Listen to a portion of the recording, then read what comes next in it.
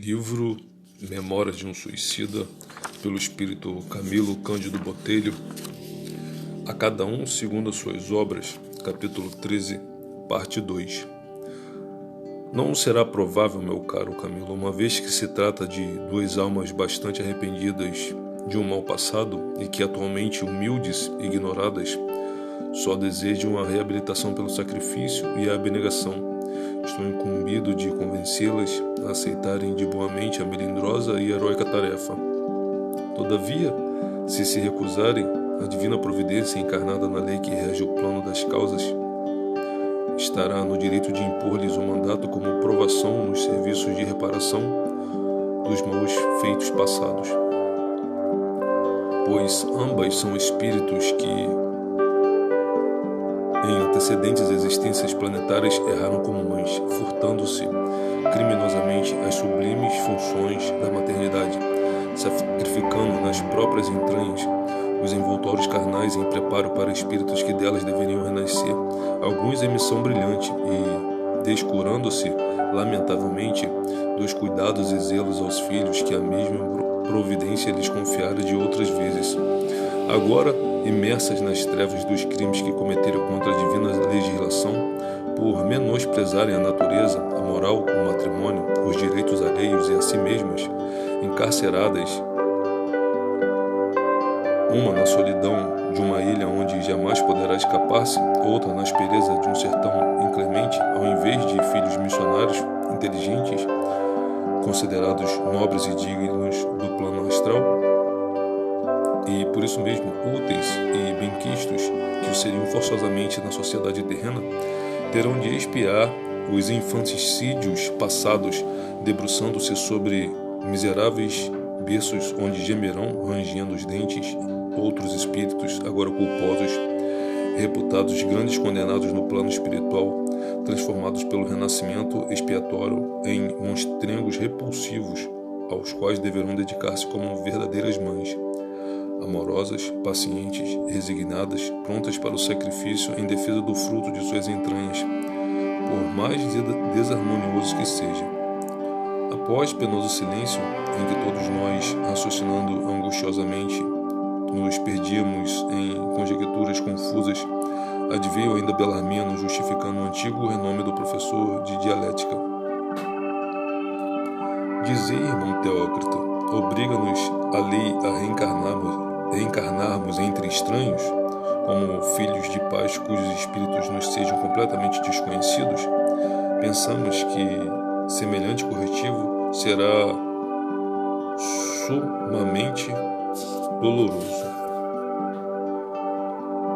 Sim, é doloroso, não resta a menor dúvida, meu amigo, mas nem por isso deixará de ser justo e sábio o acontecimento.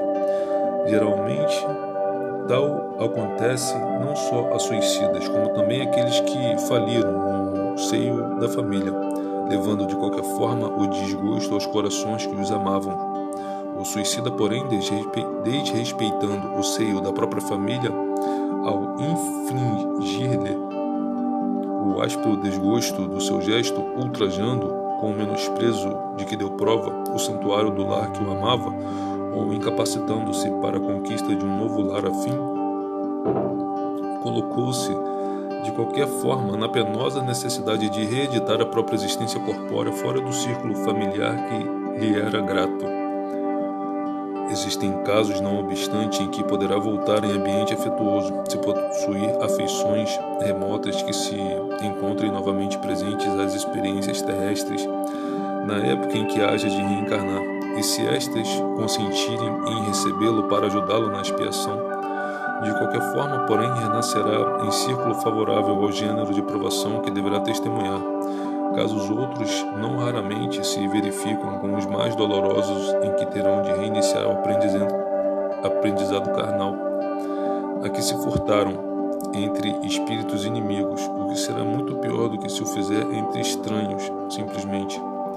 Acresce a circunstância de que todas as criaturas são irmãs pela sua origem espiritual, e que há mister de que tais coisas se verifiquem sob a sublime lei de amor que deve atrair e unir indissoluvelmente todos os filhos do mesmo Criador e Pai.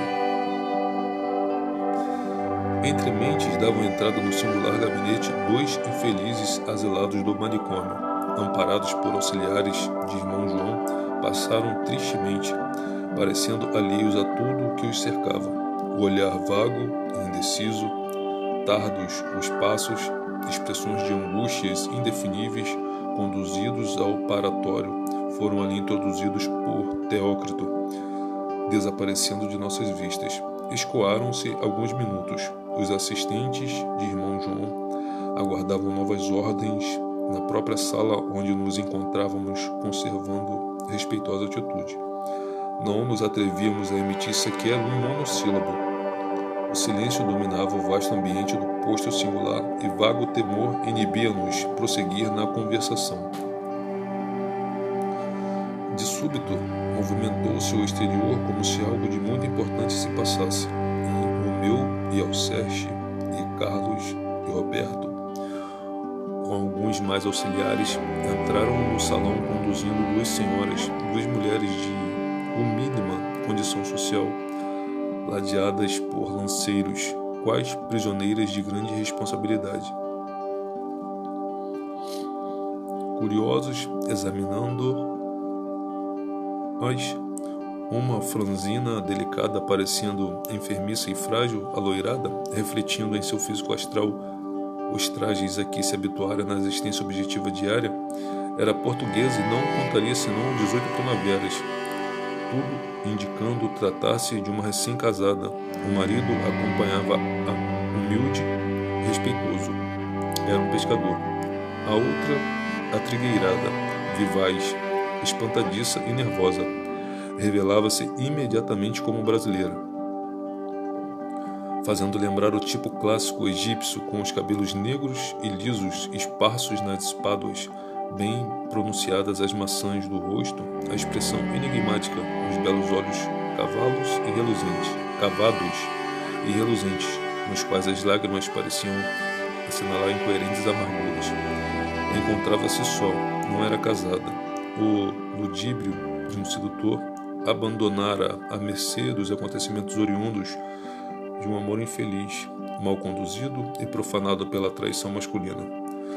Numa sociedade que não perdoa a mulher o deixar-se enganar pelo homem em quem depositou confiança, soubemo-lo mais tarde penalizados. Os três eram como que protegidos por tenuíssimo envoltório que se diria de cristal, cuja forma correspondia exatamente à da silhueta que traziam, e dele se desprendia estreita faixa luminosa, estendendo-se, alongando-se e como se estivesse atada ao tronco de prisão invencível. Teócrito acolheu-nos bondosamente e, tratando-os com imensa ternura, fê-los penetrar os gabinetes do pauratório, onde já se encontravam os pupilos de irmão João. Em seguida, nos surpreendemos com a presença do próprio irmão João, que se aproximara sorridente. Levantamo-nos respeitosos e emocionados à sua passagem, dele recebendo cordial cumprimento. Penetrou com Teócrito no pauratório e o silêncio caiu novamente no salão. Conquanto ali nos encontrássemos para a instrução, não assistimos ao que se passou em secreto entre os obreiros de Jesus e os delinquentes necessitados de redenção. Hoje, porém, traçando o esboço dessas memórias, 30 anos depois destas cenas se passarem, poderei esclarecer o leitor quanto ao dramático episódio desenrolado naquele augusto recinto que então nos era vedado, pois neste longo espaço de tempo sólidos acontecimentos adquirimos que a tanto nos autorizam. Teócrito e João procuravam entrar em entendimentos com o casal português e com a brasileira nordestina sobre a vantagem do renascimento por seu intermédio daqueles míseros infratores da soberana lei, necessitados da existência corporal terrena para se aliviarem dos insuportáveis sofrimentos por que vinham passando. Os acontecimentos eram explicados com minudências a todos três, enquanto os pretendentes à qualidade de filhos lhes eram apresentados em toda a dramática veracidade das circunstâncias em que se debatiam. Os pacientes paladinos da fraternidade agiam com eméritos causídicos que eram de suprema legislação, expondo com eficiência a nobreza de vistas ao sublime alcance da medida que aconselhavam. Os indicados para a grandiosa missão de caridade, isto é, de receberem o sagrado depósito dos filhos de Deus que necessitavam fazerem-lhes filhos do homem, a fim de se reabilitarem do pecado, resistiam, porém, esquivando-se ao impressionante convite. Oh, não, diria o humilde casal de portugueses. Não desejamos filhos doentes, aleijados ou débeis mentais. Casamo-nos há apenas um mês. Nosso sonho mais querido é que o bom Deus nos conceda para o primogênito a alminha de um querubim rosado e sadio. Queremos filhos, ó sim, mas que sejam fortes e alegrinhos e que nos sirvam de arrimo precioso na velhice. E diria a brasileira, debatendo-se envergonhada diante de uma entidade como Teócrito, que conhecia seus mais secretos pensamentos, revelando-se Senhor de todas as ações por ela praticadas. Não, meu Senhor, não posso ser mãe. Prefiro antes a morte, como arrastarei tal vergonha diante de meus pais, de meus vizinhos, de minhas caras amiguinhas. Seria por todos certamente menosprezada, e até mesmo por ele, bem o sei. Um filho paralítico, Deus do céu, como criá-lo e suportá-lo?